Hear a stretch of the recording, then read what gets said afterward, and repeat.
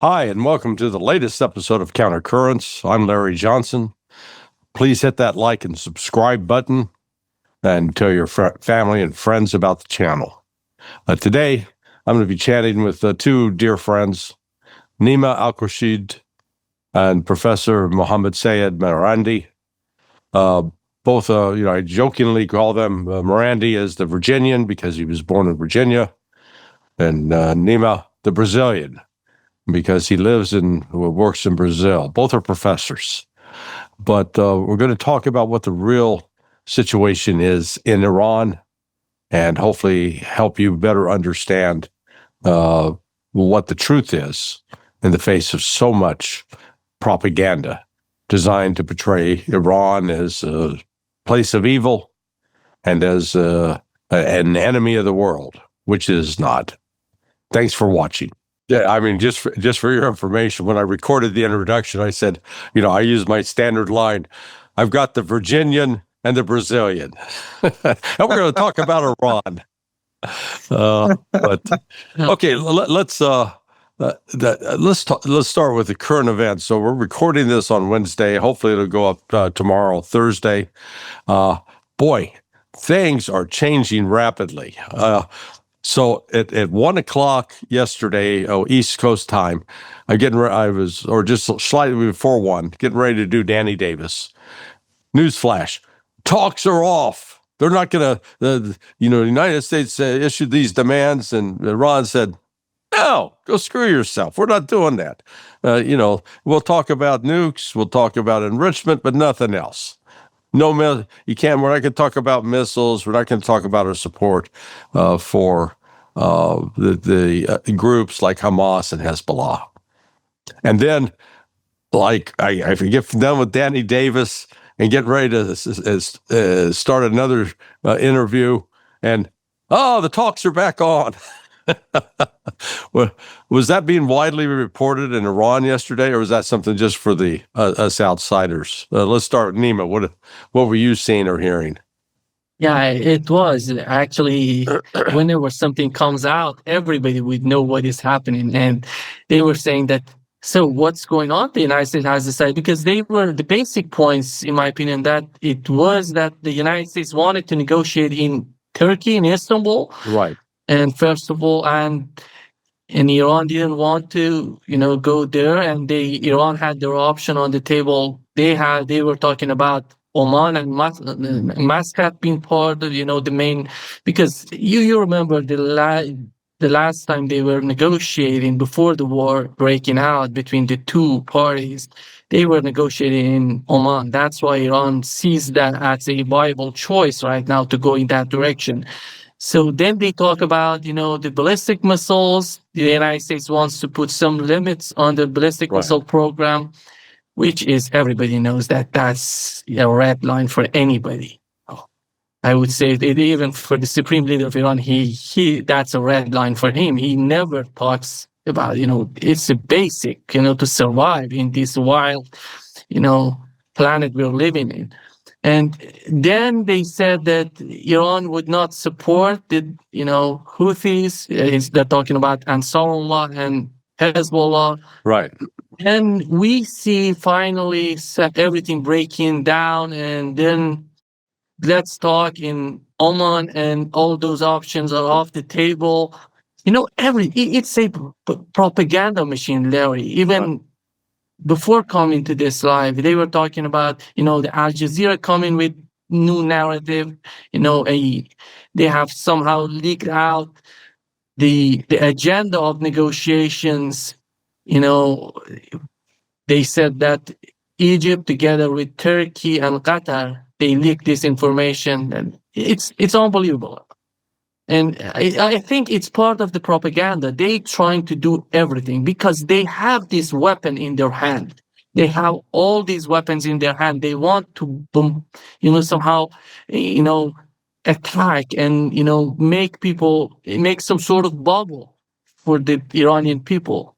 But after all, you see that everybody's sitting in their home. They say, that's a propaganda. They're trying to manipulate the situation. Yeah. It is the whole game, in my opinion. Professor, I think Marandi, I may be responsible for the Shahed 149 drone that was shot down, and let me explain why. Sunday is on January 30th, as I understand it. The video footage from the Shahed was broadcast on Press TV, showing the aircraft carrier and such. And so I wrote about that, and I said, the drone was able to overfly the aircraft carrier, no reaction. Either they didn't detect it or they just thought it wasn't important. And I'm beginning to think, and so I wrote that up, and I think somebody at the Pentagon read it and go, damn it, we're going to shoot that down. It's not going to do that again. What's your take?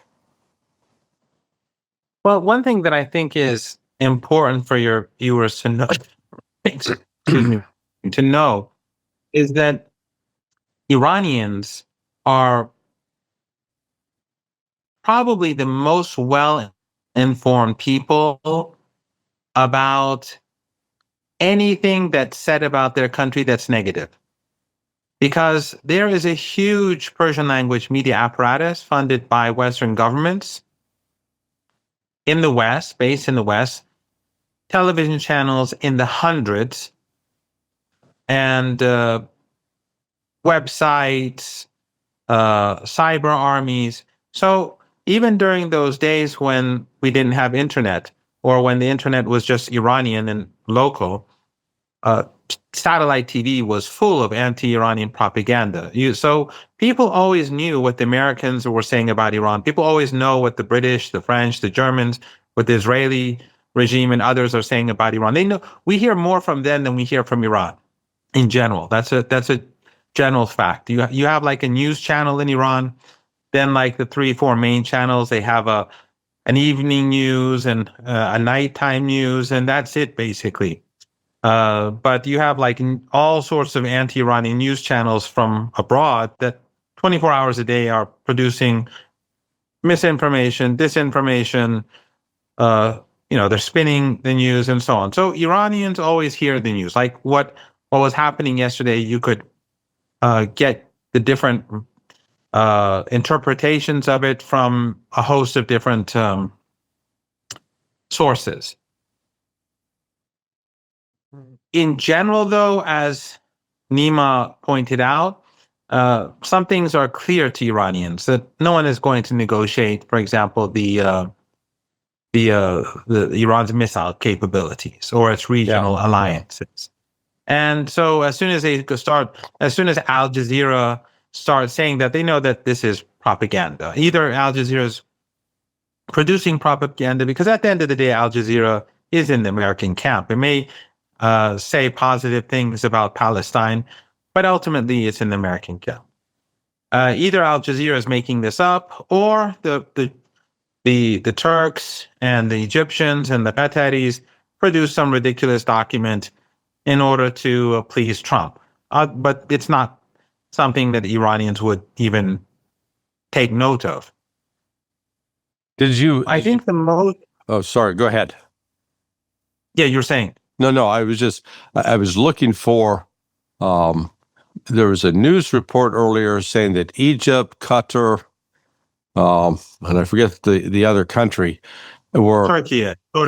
were offering to mediate the talks, but they were insisting that one of the things that they were supposedly pushing is that Iran wouldn't be able to use ballistic missiles for 3 years. And I'm thinking, if I was Iran, I'd tell them, hey, shut up. We're not interested in what you think. All right, folks, hold on just a second. We've got something important to share with you. First off, a big thank you for all your incredible support. Our team's been putting in the hours, really working hard to bring you insightful guests, new and improved formats, solid, high-quality analysis every week. Our next goal, hitting that 100,000 subscriber mark and getting that silver button. Let's make it happen together. Every like, comment, share, and subscription truly helps us grow and keep improving. All right then, let's get back to the video. Well, I think probably one reason why Iran has chosen Oman is that Oman has over the years been careful not to behave in such a manner. Turkey, Qatar, Egypt, these governments have always played into the American hand. That we saw, for example, when Trump went to Egypt, they all participated and they all tried to whitewash Trump's role in the genocide in Gaza. So I think probably Oman. I hear that if Iran's second choice after Oman was Baghdad, but in any case, the talks will be held in Oman. I'm pretty sure that they will take place, but it's unclear what will happen because Iranians are not going to give up enrichment. Right. They're not going to give up their nuclear program. They will be able to, if the Americans are reasonable, to do a deal not like the JCPOA, because the Iranians don't like the JCPOA. It was deeply flawed, but a better deal, which reflects Iran's technological advances.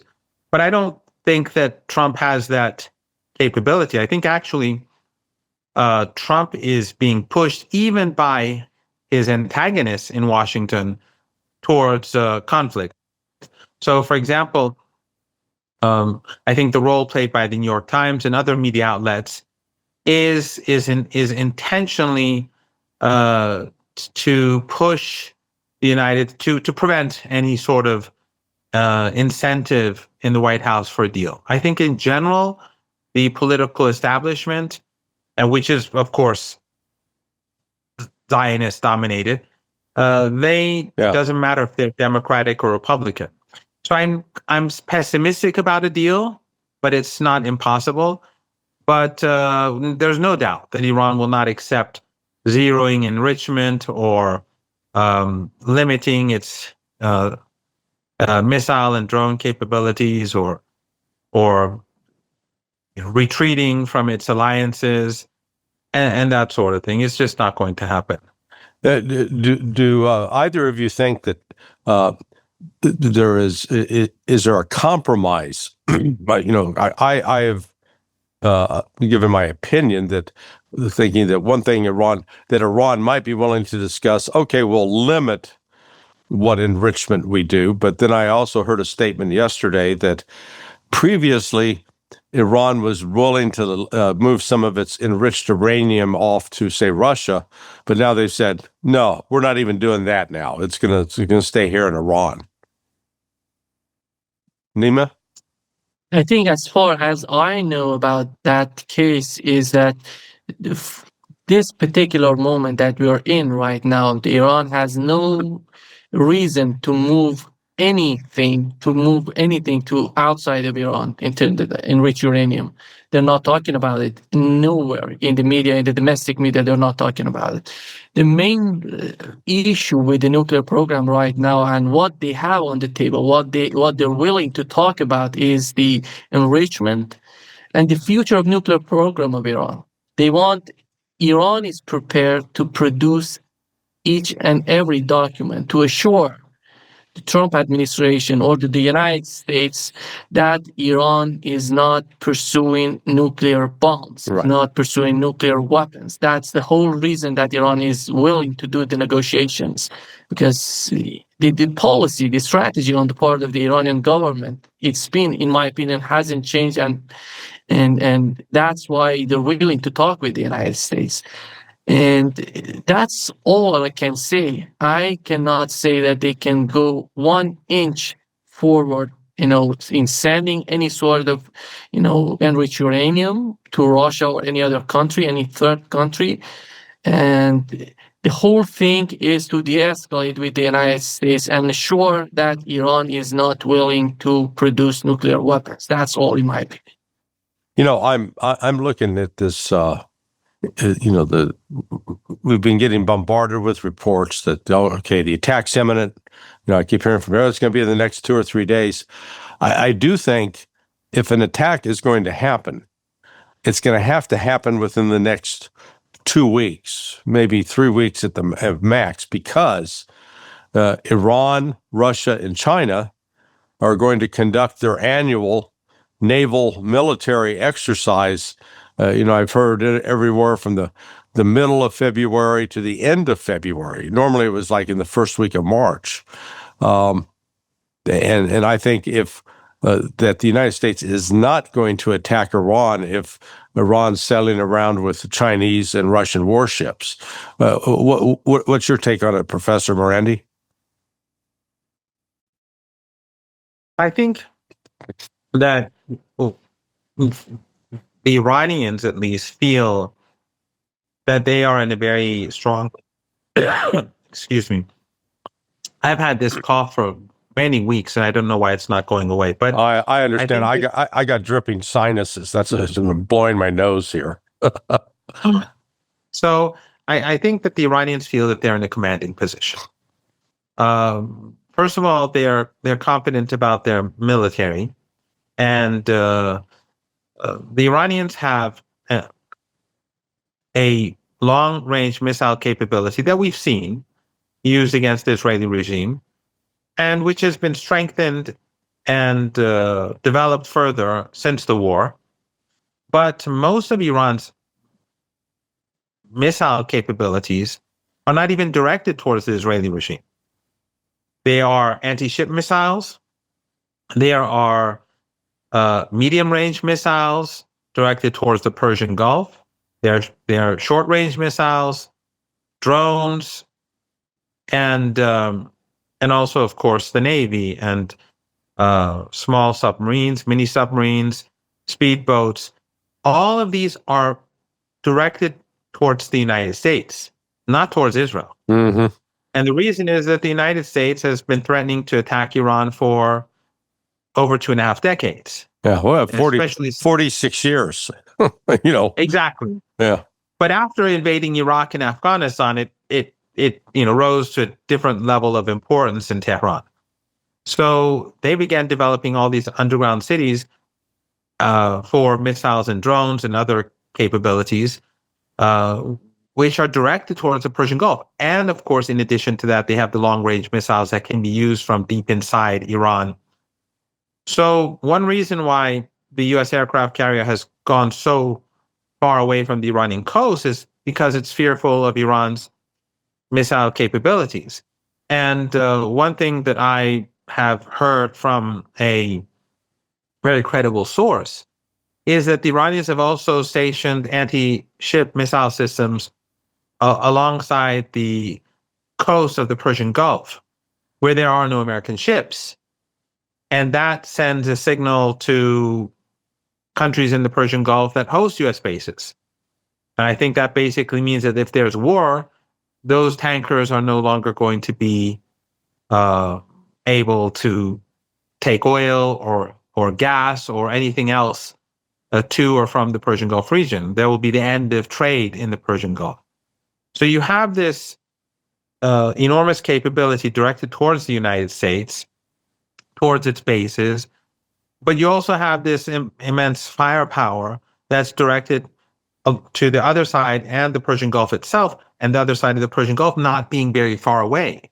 Yeah. So it's not like Israel. It's very close. If anyone looks at the map, you don't need long-range missiles to destroy these key facilities, which are not all that many alongside the other side of the coast, on the other side of the coast of the Persian Gulf. And of course, Iran would have the legitimate right to do so because all of these tiny regimes have U.S. bases. And as we speak, those bases are being used against Iran, even now. So if it was under normal circumstances, I would say that the chances for a U.S. strike on Iran are zero or virtually zero. But since you have the immense power of the Zionist lobby and Israeli firsters in the White House, in the Senate, in the House, and because of the nature of Trump and his personality and his past, I can't bet on. I wouldn't bet on anything if I was a betting man, of course. Yeah.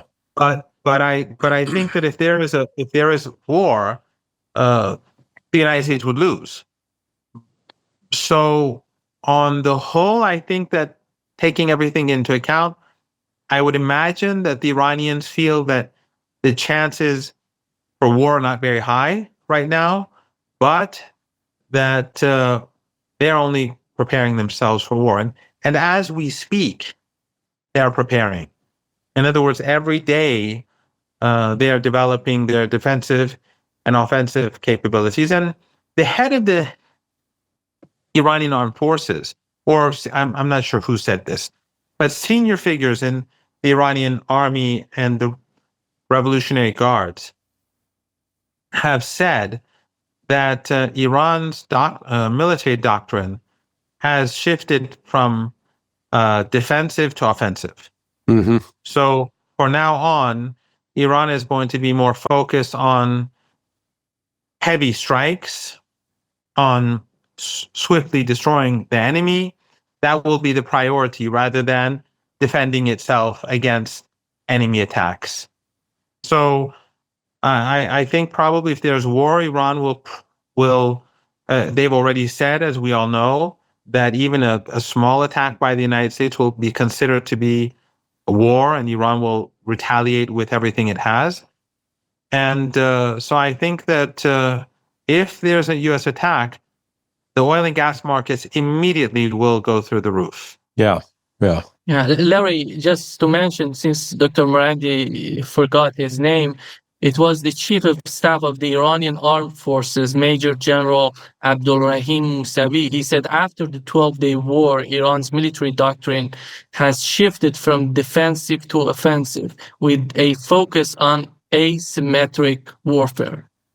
This is what we've heard here in Iran. Well, I know that Doug McGregor and Colonel Danny Davis and myself, the three of us are in agreement that, because we've heard through various contacts we have within the Pentagon and U.S. Air Force military, the general view within the U.S. military is that they can easily defend against Iranian missiles, and that Iran, they really believe that, and they believe that Iranian air defense is so weak that we can go in and bomb it well. And that's what the three of us find so frightening, because I think we all, the three of us agree that Iran actually is, those are false assumptions, that Iran actually has a very robust air defense and is in a position to easily penetrate the air defenses that the U.S. has deployed throughout the Persian Gulf at its various bases. Yeah, Larry, of course. Let me say something. When it comes, I usually talk with Andrei Martyanov. You know Andrei? Yeah. He's a friend of us, and one of the main points he brings up every time we talk, that this offensive, systems are much more advanced or much more capable of the, comparing to the defensive systems. When you attack, you're mostly successful in the way that you're attacking instead of, defending yourself against those attacks. That's why I think the main power on the part of the Iranian army would be the offensive capability on the part of Iranians. How they're capable of using, long range, middle range, and short range missiles against the enemy. You can see in the Persian Gulf going to Israel and beyond Israel. This is the main goal, That's why he's talking about the doctrine has changed from defensive to offensive. The main defense, the best defense would be an offensive that is capable to dismantle the capabilities of the enemy to attack you. This is what's going on, as far as I know, in the mind of the Iranian generals. Oh, Professor Marandi, back in October of 2024, that was the first time where that Iran did what I called a demonstration for Israel.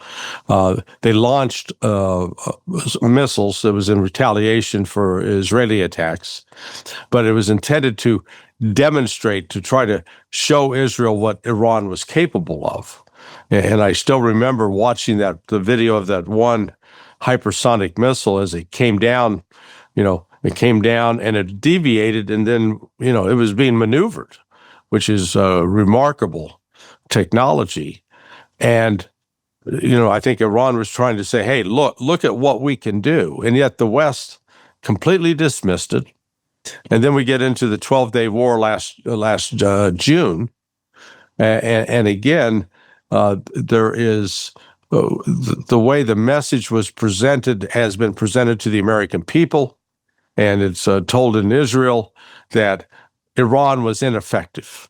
It's a lie, but that's how they're being propagandized to believe that Iran has a very limited missile capability, and so that's why, as I'm looking at it now, I think, and the question goes back to this general saying we're going to go on the offensive. Does that mean you think that if war breaks out, which I pray to God it doesn't, but if it does, Iran's not going to take its foot off the accelerator this time as it has in the past? Yes, I agree. Of course, I don't know anyone in Iran who wants war, and war will be devastating for the world.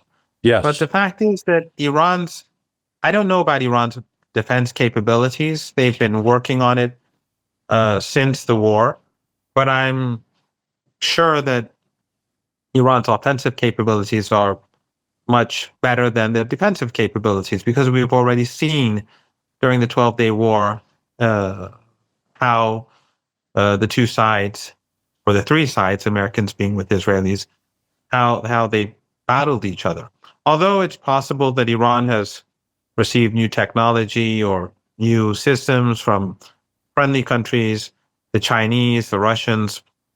But the point is that Iran's offensive capabilities are much more developed. And we know that from the likes of Steve Bannon, who said after the end of the 12-day war that the real story here is that the Israelis were in trouble and that Netanyahu needed a ceasefire. And during the last days of the war, the Iranians were hitting Israel very hard. So even if they're propagandized, ultimately at the end of the day, when the missiles start coming in and there's no oil and no gas, that propaganda will melt away. And this will be a war for Iran's survival. This is not a war where, like in the case of Israel, where the Iranians were firing back missiles to force the Israeli regime to accept a ceasefire. Here it would be something quite different. And U.S. missile defenses are very limited. And the targets in the Persian Gulf are quite diverse. It's not just U.S. bases. They will be oil installations. They will be tankers. How are THAAD missiles going to stop drones from destroying tankers? How are they going to stop drones from destroying other ships or oil installations? When sorry again. When you're flying into Qatar, you see all these gas installations in the water. Who is going to protect those? Or if they block the Strait of Hormuz, who is going to get through? If they sink a ship in the Strait of Hormuz, what is going to get through? So this is fantasy.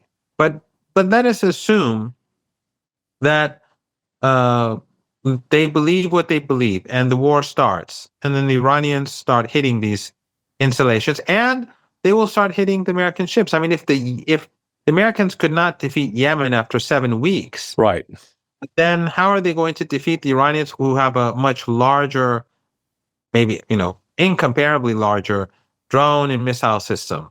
But one other thing that the U.S. government has to take into account is that if there is war, the Yemen that they lost to after 7 weeks will be a part of the war. And the Iraqi resistance will be a part of the war. And the Iraqi resistance would be new to the equation. Right. And they have underground missile cities. They can take U.S. bases in Iraq, and especially in northern Iraq. They can go into Kuwait. This would be Ayatollah Khamenei said this would be a regional war. If it's a regional war, then I don't think there's a chance in the world that the United States could block Iran. Iraq itself is a country of 45 to, 50, 45, 48, 49 million people. Yemen, too. Yeah. Very powerful. But say that last part again. You froze up there for a minute.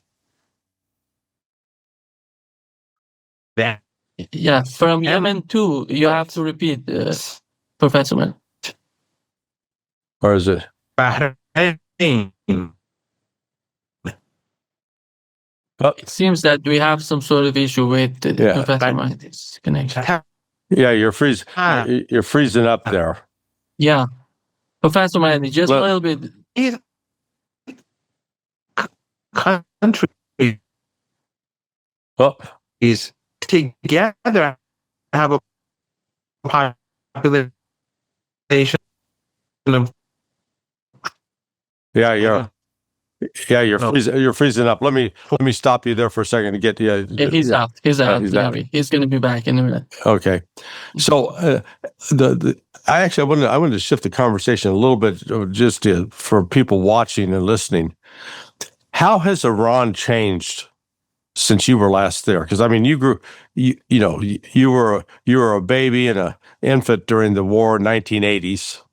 So when the war ended, you were like 9 years old, 10 years old. So you didn't know what was going on, but you left Iran 12 years ago. So how has it changed? Larry, the Iran that I have known before, it was, we had you. Welcome back. Welcome back. Yeah, Professor Marandi is here. Yeah, I'm getting. I've asked Nima to. We'll come back to what you were talking about, but I wanted to get from Nima what he's seen the difference in Iran, or has he seen any difference? Because he left 12 years ago, and now he's back. Larry, the experience Iranian had during the war between Iran and Iraq was somehow disappeared in the mind of those new generations. They had no idea what is happening those days. And Professor Marandi was part of that war. He was participating in defending the country in those days. But for my generation and the younger generation, they had no idea of a war and how can it influence in the Iranian society, the Iranian economy, the Iran as a country, as a sovereign country. I think that was changed during the first attack, during the Israeli attack on Iran. And somehow showed how the people would react in the case of a war against Iran. And today, when you look at the mainstream media and the way they're talking about that, so let's fight Iran, let's attack Iran, that would bring the government down. Yeah. I think that's not going to happen, Larry. That's going to change drastically everything. Because the people, the moment they see that the Israeli or American attack is destroying everything, the infrastructure is attacking and killing civilians, everybody would understand that this is not about, negotiation. This is not about any sort of, deal. It's about killing Iran as a country. Yeah. That's the change for my generation, for the new generations in Iran, because they understand that is not going to bring anything good to the future of this country, for the future of new generations. They don't want to sacrifice everything, because we know the devastation. Because right now, I'm getting back to what has happened to Iran during the war between Iran and Iraq. And we see how the population was suffering in those days. And in the aftermath, basically in the aftermath of the 8 years of war, the imposed war on Iran. Nobody wants that here in Iran. Nobody's, even willing to see those days coming back to Iran and to the future of Iran. And these sort of realities are not reflected. Nobody's talking about these realities here in Iran. Mm-hmm. All you hear in the mainstream media, even those people who are trying to be in the middle, somehow talking, to the both sides, they don't have a clear picture of the Iranian society. They don't know, they don't understand the Iranian society.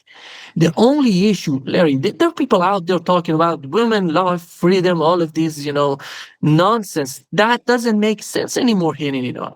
That doesn't resonate with the people here in Iran. The issue that the people are facing right now here in Iran is mostly, the pressure, the economic pressure on the part of the United States, and the way that they're trying to, collapse the Iranian currency. Yeah. This is the issue right now with the Iranian people. Nothing else. This is, in my opinion, if someone in the West wants to understand the Iranian society they want and what the Iranian people want, this is the whole issue. And the government is not going to stay the same because the world has changed. The world is changing today, Larry. I would say the war in Ukraine has changed everything. Everything. And we cannot get back. How so? How has it changed? That's changed because after the war in Ukraine, Larry, I was talking with Ray McGowan. He said nobody would have believed in the United States that Russia and China would get that close. Yeah. The same is happening here in Iran. Iran is getting closer and closer to Russia and China. I haven't seen this before. I haven't even imagined that this would happen. But it's happening in terms of the economy, in terms of the security, the military. Iran is getting closer because Iran doesn't see a viable choice in the West. They don't see anybody capable of negotiating to understand the situation, the Iranian position. This is the whole point, in my opinion. Professor Marandi, well, first let me acknowledge you are a war veteran. You were wounded at least twice, and you've also suffered the effects of getting gassed. The mustard gas that the United States helped provide Iraq. So you're not one of these armchair warriors. You've been in the fight, even though you are what I call a kind, gentle soul. There's some iron under that under that facade, but. Looking at the cooperation with Russia and China, when I started, really looking into this, I was surprised to learn that Russia and China started these joint military naval exercises with Iran back in 2019. And having scripted military exercises before, I know that doesn't start just a week or two before the event. It usually starts a year to 18 months in advance. What sparked that decision to develop that kind of cooperation? Did they just wake up one morning and say, "Hey, we need to do this," and why? I think this was a gradual process, and for the Iranians. I think there were divisions that needed to be overcome with regards to how the Iranians will deal with the West and how they'll deal with the global majority. So, for example, I think the Rouhani administration, to a degree, sacrificed Iran's relationship with China and with Russia in order to get a nuclear deal. And the nuclear deal didn't work out, neither under Obama nor under Trump. And we were unable to benefit from good relations with non-Western countries as much as we should have because of those policies. Even though the leaders' policies were different from the administration's policy at that time. Then when President Raisi came, he was much more in line with the leader's position. And it was during his presidency that Iran joined BRICS and the Shanghai Cooperation Organization. Oh, after his demise, President Pezeshkian, I think contrary to the expectations or the predictions of some of these analysts in the West, he actually moved in the same direction as President Raisi. And the 12-Day War actually created a national consensus. Mm-hmm. So after the 12-Day War, I think Iranian society, and I think this sort of goes back to what Nima was saying a few moments ago, after the 12-Day War, there was a shift in Iranian society. And those liberals and among others who were concerned about Iran's growing relationship with Russia and China, those voices diminished substantially. In fact, Larry, one thing that I can say about Iranian society, and that is according to polls that are regularly carried out by different institutions here in Iran, is that now, or at least the last poll that I saw, which was not a very long time ago, now most Iranians want a nuclear weapon. Yeah. And the leader is in the minority. He is among the minority. So the 12-Day War had that sort of change of, or created that sort of change in perception. But in the West, they don't see this because the media, it's basically repeating the same talking points. And it doesn't matter if it's the New York Times, or if it's Fox News, if it's CNN or the BBC, or Sky News, or whatever, or The Guardian. When it comes to Iran, they're all more or less the same. And that is, Iran is completely evil. The so-called regime is deeply unpopular. Everyone hates it. It's about to fall. I mean, even I saw something from Trita Parsi today, which I found very strange. And he was claiming that in Iran, there are calls for military intervention. I don't know who these people speak with, but they, I think, live in this echo chamber. And they speak to like-minded people. Let me interrupt. When you say military intervention, you mean that the military should intervene in the government? No, like the West should, the United States should attack Iran and overthrow the government. It's ridiculous, and anyone who lives in Iran would know that that's not at all the mood in Iran. And maybe there are some insane people or some horribly biased people or some people who are fanatically supportive of the West, but that's just that perspective is so obscure and way out there that it's for me, it's strange that anyone could even believe such a thing. But ultimately the point that I'm making is that in Iran, perceptions about the world have changed, and now tilting to the global majority, moving towards BRICS, moving towards the Shanghai Cooperation Organization, enhancing military cooperation with the Chinese and the Russians makes lots of sense to ordinary people. People like me were pushing for this a long time ago, but there was a lot of resistance to it, and a lot of resistance to what I was saying in meetings and in gatherings. But now you don't see that anymore. Yeah, because people are beginning. First of all, they see that a lot of the things that are said about Russia and China are not accurate. What the Western, because the Persian media that's in the West, that's anti-Iran, is also very anti-Russian and very anti-Chinese. So people are always getting this very large dose of anti-Russian and anti-Chinese propaganda as well. That's a part of this. So, all the West is not just paying for the media to attack the Iranian government. They attack BRICS. BRICS is worthless. It's useless. It's not going to get anywhere. The Shanghai Cooperation Organization is just a club where they sit together and nothing gets done. That's the sort of narrative that's constantly repeated. But people are seeing that a strong relationship with China has meaning. China is purchasing our oil, and our economy continues to grow despite all the antagonism of the United States. I mean, Nima's been to Tehran for a few days.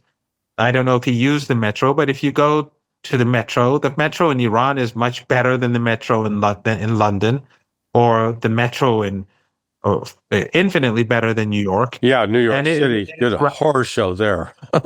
Yeah, and it's rapidly growing. They're building new lines. It's not as if the Iranian economy is stagnant.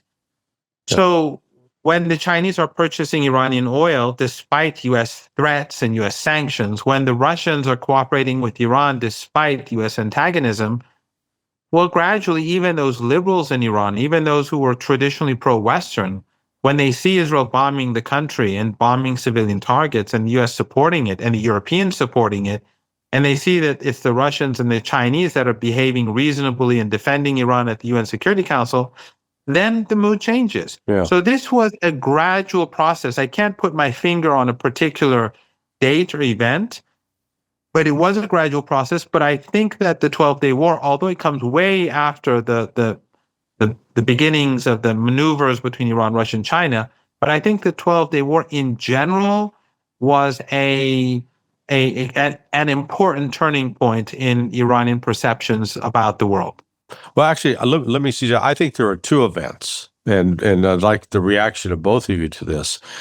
The first event was when Donald Trump walked away from JCPOA, because up to that point, Russia and China had basically signed on with Europe and the United States to impose sanctions on Iran. And I don't think it's a coincidence that Trump walks away from trashes it. And a year later, Iran, China, and Russia are starting to conduct naval military exercises. I think that was the first event where Russia and China went, okay, but we've got to have a different relationship with Iran. But then in the post 12-day war, it then kicked into another level of what I'd say an increased level of economic cooperation that didn't exist 3 years ago. And as a result of that, Iran now, the way I look at it, and please correct me if I'm wrong, that Iran now has options by virtue both of being a member of BRICS and then the declaration by Russia and China on the snapback sanctions telling Europe, no, we're not going to support that. Forget about it. And so I would say that Iran now actually has a brighter future economically ahead of it than was the case, a year or two ago. What do you think, Nima? Yeah, Larry, let me bring something about JCPOA and how the situation right now is different from what it was during those days. That is the European role in the whole situation. In those days, the people in the administration, in the Rouhani administration, they thought that Europe can be a positive force in the whole negotiation and the system and the agreement between the United States and Iran. Europe has proven, as time went by, that they have nothing to offer to Iran. They did nothing. They did nothing when Donald Trump withdrew from the JCPOA. And of course, the 12-day war has shown how Europe is seeing Iran. They're literally seeing Iran as their enemy. Mm-hmm. And for many people, it doesn't make sense to me. Somehow it didn't make sense to me, but I totally understand it. I think the British government and the German government, they're no player. They are losing their importance in the mind of those decision makers here in Iran. If, let's assume, the new talks shaping and negotiations happening between Iran and the United States, I would assure you that Europe is not going to be in the same position anymore. And nobody would care about Europe that much that they cared before, because they have nothing to offer, Larry. They did nothing. Of course, they're mostly, influenced by Netanyahu and his administration. They're prepared, as Macron said that. He said, we are all in to attack Iran. Yeah. These are messages for those people who somehow we're optimistic about the role of Europe. That doesn't exist anymore. I think the situation, even you compare right now to what it was before, is the reality of JCPOA as an agreement and how things have changed in terms of development here in Iran, how the nuclear program has changed drastically. And the other point, which is related to the negotiators or guarantors of the agreement, is that Europe is not in that place. I would say Russia and China are much more relevant players for Iran right now than Europe. Professor Marandi, what do you think? I agree. But what I would add is that during the nuclear talks in 2015, there was a lot of optimism, as I think we all know, that a nuclear deal will lead to better relations with the West. Now, there were those who were skeptical. I was one of them. I think that's pretty well known. Even though I was with the nuclear delegation, I did go there at the request of Dr. Zarif. I stayed in Vienna with him during the whole 3 weeks of negotiations, and I was sort of like a media advisor. He wanted me to play a bigger role, but I didn't want to be a part of government as is the case today. So I was skeptical, but most people were optimistic. But then when Obama began violating the deal, whereas the Iranians were abiding by it, the bitterness began to grow, or the how should I put it? Skepticism began to grow. It still wasn't the majority, but it was growing. And then when Trump came, as you rightly alluded to, he tore up the deal. Yeah. And that wasn't supposed to happen because the Iranian government said that he can't do it. The president, Rouhani, said he can't do anything about it, Trump.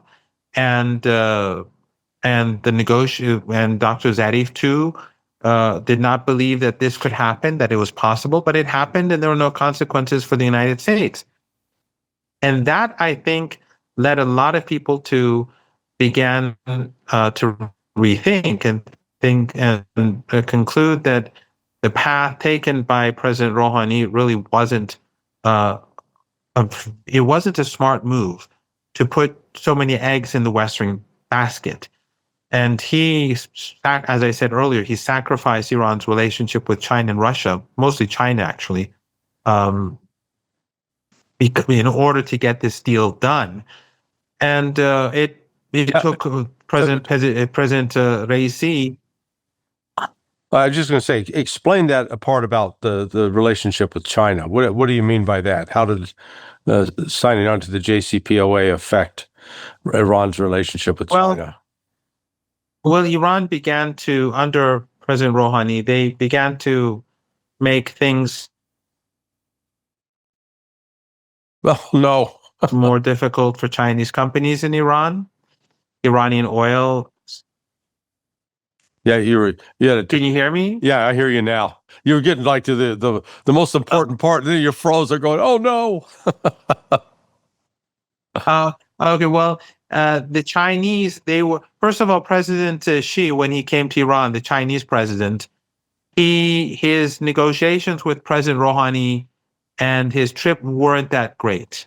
And President Rouhani, as I said, was looking to the West at that time. And China were not that welcome because they were hoping that Western companies, especially oil companies and gas companies like Total, would come in and invest. And I don't like saying this, but in my opinion, I wasn't in government, but I was always saying that Total will never invest in Iran. And ultimately they didn't. They came to Iran, they took a building, rented a building, stayed a few years and left. That's all they did. And I thought I was, not just me, others too, but I didn't think that the West would ever invest because I thought that the problems that we had with the United States and Europeans went far deeper than the nuclear issue, and that it was linked to the Israeli regime. It was linked to Zionism. That the Israeli regime would never allow the United States and the Europeans to have a decent relationship with Iran. It's just not doable. But in any case, after the United States left the deal and tore up the deal, the Europeans did nothing, and that alludes to what Nima was saying. Europe became increasingly irrelevant to Iran, and now the German chancellor wrote said a few nasty things about Iran over the past few months, and especially the last couple of weeks. And today we saw the Iranian foreign minister tweet against him, his tweet went had far more likes and retweets than the German chancellor's. And I think if anyone looks at the Iranian foreign minister's tweet, it is pretty harsh towards the German government. It is very harsh, actually. I don't recall ever seeing a tweet so harsh by an Iranian foreign minister. When I think he did the right thing, because of the insults that the German government had, the many insults that we received from them, the Iranians received from them.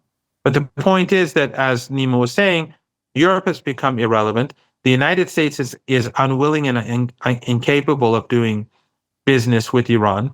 And there's another thing. J.D. Vance said a few hours ago that Iran is strange in that the Iranian leader, he's unwilling to speak to Trump.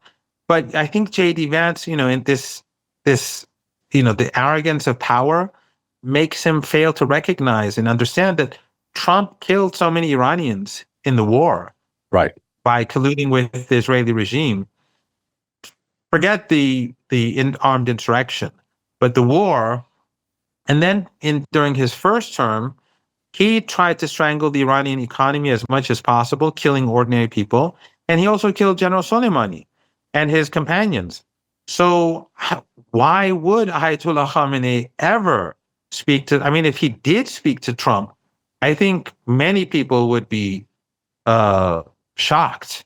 I cannot envisage him ever doing that. But Trump is so deeply despised in Iran and seen as someone who kills, someone who lies, someone who cannot be trusted, someone who will change his position from day to day. There's no reason for him to speak with him. And I think that either J.D. Vance is very ignorant about Iran, or the arrogance of power doesn't allow him to think rationally, or that this is just a part of the anti-Iranian propaganda. But what I think has happened is that Iran has decidedly shifted away from the West. And some people think, I as an English speaker, as someone who was born in the United States, I have no animosity personally towards the United States as a country. Right. But the second language in Iran at school is English, and many of our textbooks are in English, and if they're in Persian, many of them are translations of English textbooks. Not always. There are lots of other Iranian books as well, but our higher education is deeply influenced. And then you have the culture, cultural history, the relationship, Hollywood, music, all sorts of things coming from the West for many, many decades. It's not as if, there's this hostility towards the American people. I think maybe we've discussed this when we were together in Moscow, that when Iranians chant death to America in their rallies, it doesn't have anything to do with the United States as a people. It is an anti-imperialist chant, just like when in Latin America they'd say "Yankee go home." They don't mean that the American guy who's walking down the street and shopping somewhere in Bolivia, or it means the U.S. government and U.S. imperialism. It has nothing to do with individuals. So the anger and hostility that's directed towards the U.S. government is something that's very widespread. If you look at polls in Iran, Trump is very unpopular. The U.S. government is very unpopular, and that serves to create a greater incentive for better relations with China and Russia, especially at a time when the Russians, like ourselves, are sanctioned. So there's nothing to impede the relationship because no one is afraid of being sanctioned by the West. We're both sanctioned. And in the case of China, which is advancing so rapidly technologically, I mean, when you travel to China and go to different cities, they're decades ahead of everyone else. There's no doubt about it. And so when the doors to Western to the United States, Europe, as Nima said, is becoming increasingly irrelevant. But when the door is closed to the United States and they're open to Russia and to China, after a debate that lasted for years, for a few years, people are saying, let's go, let's use these doors. And then once these doors have been opened, Larry, that changes the whole dynamics. When I went to China for the first time, I remember going to Beijing, and I was told that there are like a handful of Iranian students in Beijing. A while back, I went to a smaller city in China, and for a CGTN program, and in Tianjin, and they brought a number of international students to participate, and there were just in that small crowd, there are 3 Iranian students, in that from that city. The number of Iranian students studying in China today, or in Russia today, or in other countries that are non-Western today, are much greater than before. Yeah. So imagine 10, 15 years from now, when these people have graduated and the next generation has graduated. When I was young, when I was just an academic, almost everyone went to the West to study. Now people are spread out across the world. And so that is going to influence the way in which these people, who they marry, who they do business with, who they communicate with, who they want to cooperate with. It's not going to be like before. So once when you keep pushing the people away from yourself, like the United States has done for decades, then these people are going to look for new opportunities. And once they find those opportunities, they're not going to go back. Yeah. In fact, I saw there's a channel on YouTube called Inside China Business by an American named Kevin Walmsley, who's actually from Sarasota, Bradenton area. And he put up a video the other day noting that the top engineering schools in the world right now are all in China. They're not the MIT, which was the number 1 ranked school in the United States, is number 13 on that list. So, Nima, you did your engineering because you're an engineer, correct? Yes. Yeah. Oh boy, I hate smart people. They're changing. But you went to school in Germany, correct? Yeah, I went to Germany. I was there for 5 months. Then I received, the scholarship from other countries. Then I decided to go to Brazil. Everybody, I remember, Larry, in those days, everybody said, no, don't go to Brazil. My supervisor in Germany said, don't go to Brazil. That's going to be, different. I am so happy today that I have chosen Brazil. Yeah. Because Brazil is amazing, in my opinion, and has a bright future, and one of the most important countries in the southern part of the, American continent. Well, let me ask you. Say something else in that direction that you've mentioned. Just 2 years ago, people in Iran, I received emails from different people who want to get scholarship from outside, from other countries. They want to know how is Brazil, how is the United States. They want my experience. Then he told me, one of these people who contacted me, it was more than, but one of them that I remember vividly right now is that he asked me that he's receiving this amount of scholarship from Chinese government and this from the United States. And the value was not even comparable. Yeah. Well, actually, the I told him, sir, there is no comparison. Go to China. Yeah, the cost, the Walmsley talked about that as well. The cost of going to like MIT is $68,000 a year. And in China, it's 4,000.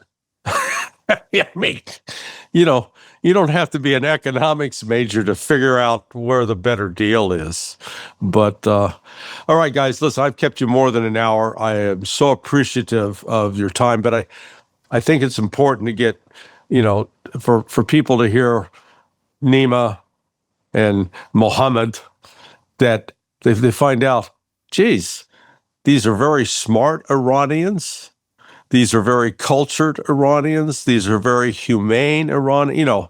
You're not these wild-eyed terrorists blowing up the world. that's a lie that the United States keeps perpetuating. So you're doing your part for public diplomacy. I want you both to stay safe. Thank you, Larry. All right, and Thank you, Larry. It's always a pleasure being on your show, and I hope we see better days soon. yeah, and I hope to be with you at some point soon. And one of these days, maybe I'll get down to go to Brazil and see Sure. Nima in his new natural habitat. Sure. Me too. All right, It my would be friend. an honor to have both of you. Well, I pray for peace, and I want you all to be safe. Yeah, God bless. Thank you. For now, I have to fix this chair. It's terrible. It's it's very uncomfortable. But for now we have to pray for the best. And I know they're tough. These are tough times, and for people across the world, really. But Yeah. I'm an optimistic person by nature. Okay, those are like I could call them almost my adopted sons. Nima is the age of my son. Professor Marandi is a little bit older, but they're both great men, great human beings. And I hope you got some insights into the situation in Iran right now. I do pray for peace. I appreciate you taking this time to watch. Hopefully you found it worth your while. Hit that like and subscribe button. And until the next episode, I'm Larry Johnson, and this has been Countercurrents. Thank you for watching.